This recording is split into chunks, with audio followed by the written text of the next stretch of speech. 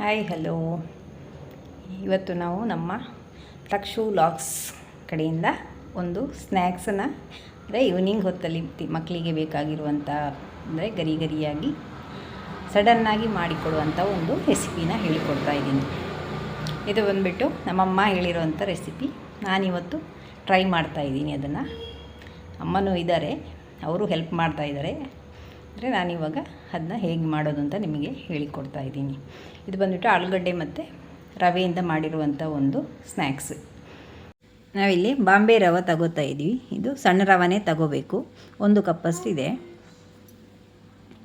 ಈಗ ನಾವಿಲ್ಲಿ ಆಲೂಗಡ್ಡೆನ ಬೇಯಿಸಿ ಸಿಪ್ಪೆ ಸುಳಿದು ಇಟ್ಕೊಂಡಿದ್ದೀವಿ. ಅದನ್ನು ಇವಾಗ ಇದ್ರ ಜೊತೆಗೆ ಆ್ಯಡ್ ಮಾಡ್ತಾಯಿದ್ದೀವಿ. ಇದನ್ನು ಚೆನ್ನಾಗಿ ಆಲೂಗಡ್ಡೆನ ಸ್ಮ್ಯಾಶ್ ಮಾಡ್ಕೋಬೇಕು.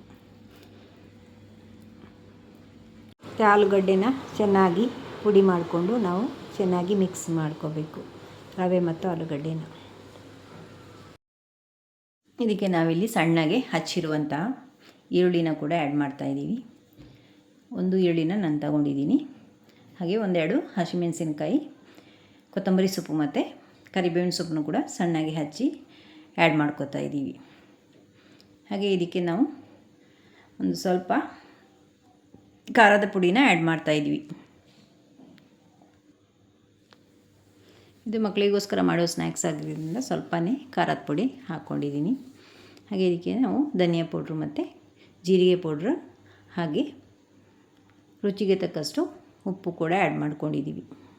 ಉಪ್ಪು ಜಾಸ್ತಿ ಹಾಕಬಾರ್ದು, ಅಂದರೆ ನಮಗೆ ಅದು ಟೇಸ್ಟಿಗೆ ಎಷ್ಟು ಬೇಕೋ ಅಷ್ಟೇ ನೋಡಿಕೊಂಡು ಹಾಕೋಬೇಕು. ಹಾಗೆ ಇದಕ್ಕೆ ಸ್ವಲ್ಪ ನಾವು ಹಿಂಗು ಪೌಡರ್ ಕೂಡ ಆ್ಯಡ್ ಮಾಡಿದ್ದೀವಿ. ಇವಾಗ ಇದನ್ನೆಲ್ಲ ಸೇರಿಸ್ಬಿಟ್ಟು ಚೆನ್ನಾಗಿ ಮಿಕ್ಸ್ ಮಾಡ್ಕೋಬೇಕು.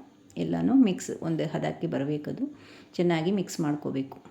ಹಾಗೆ ನಾವು ಇದಕ್ಕೆ ಸ್ವಲ್ಪ ನೀರು ಕೂಡ ಆ್ಯಡ್ ಮಾಡಿಕೊಂಡು ಮಿಕ್ಸ್ ಮಾಡ್ಕೋಬೇಕು. ಸ್ವಲ್ಪನೇ ನೀರು ಹಾಕ್ಕೋಬೇಕು. ಒಂದೇ ಸರಿ ಜಾಸ್ತಿ ನೀರು ಹಾಕ್ಕೊಂಡು ಮಿಕ್ಸ್ ಮಾಡಬಾರ್ದು.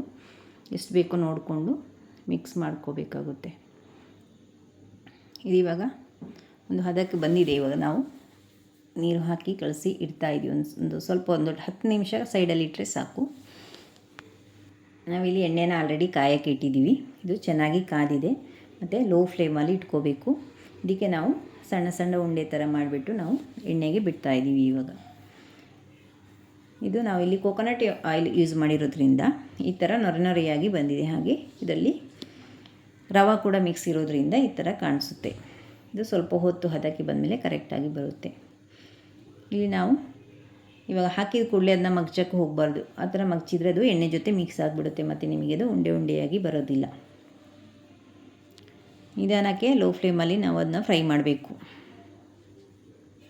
ನಾವಿಲ್ಲಿ ಮಂಗಳೂರಲ್ಲಿ ಬಂದುಬಿಟ್ಟು ಜಾಸ್ತಿಯಾಗಿ ಕೋಕೋನಟ್ ಆಯಿಲೇ ಯೂಸ್ ಮಾಡೋದು.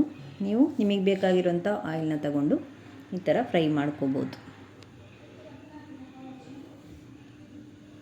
ಇಲ್ಲಿ ಇವಾಗ ಕಂದು ಬಣ್ಣಕ್ಕೆ ಬಂದಿದೆ. ಈ ಥರ ಕಂದು ಬಣ್ಣ ಬಂದ ಮೇಲೆ ನಾವು ಅದನ್ನ ತೆಗಿಬೋದು. ಚೆನ್ನಾಗಿ ಕಾದಿರುತ್ತೆ ಅದು. ಇವಾಗ ನೋಡಿ ಉಂಡೆಯಾಗಿ ಈ ಥರ ಚೆನ್ನಾಗಿ ತೆಗಿಬೋದು ನಾವು. ಇವಾಗ ಗರಿಯಾದ ಆಲೂಗಡ್ಡೆ ರವೆ ಪಕೋಡ ರೆಡಿಯಾಗಿದೆ.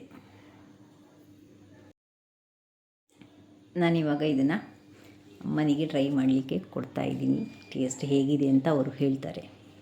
ಇದು ಅವರೇ ಹೇಳಿರೋವಂಥ ರೆಸಿಪಿ ಆಗಿರೋದ್ರಿಂದ ನಾನು ಟ್ರೈ ಮಾಡಿಕೊಟ್ಟಿರೋದು. ತಿಂದುಬಿಟ್ಟು ಅವರು ಹೇಗಿದೆ ಅಂತ ಹೇಳ್ತಾರೆ. ಇವಾಗ ಸೂಪರಾಗಿದೆಯಂತೆ.